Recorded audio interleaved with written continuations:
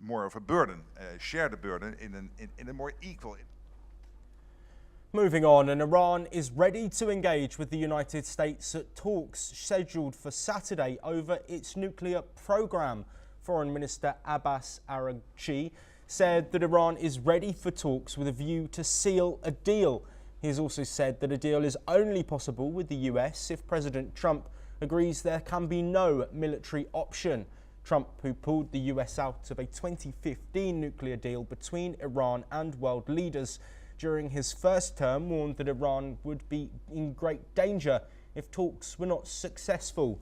Iran insists its nuclear activities are entirely peaceful and it will never seek to develop or acquire nuclear weapons. However, Iran has increasingly breached restrictions imposed by the existing nuclear deal in retaliation for crippling US sanctions reinstated 7 years ago, and has stockpiled enough highly enriched uranium to make several bombs, according to experts. Staying in the Middle East, and the UN Secretary General is sounding the alarm. Antonio Guterres says that Gaza has become a killing field. Speaking at the UN headquarters, Guterres warned the enclave has gone over a month without a single drop of aid, with no food, no fuel and no medicine.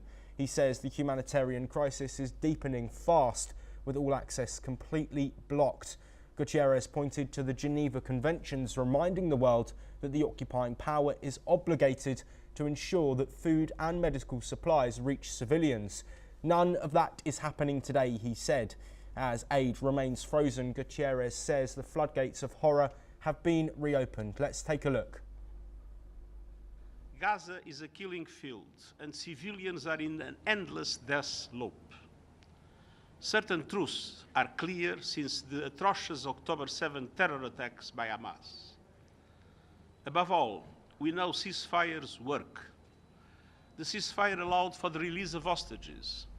The ceasefire ensured the distribution of life-saving. Moving on, US Defense Secretary Pete Hegseth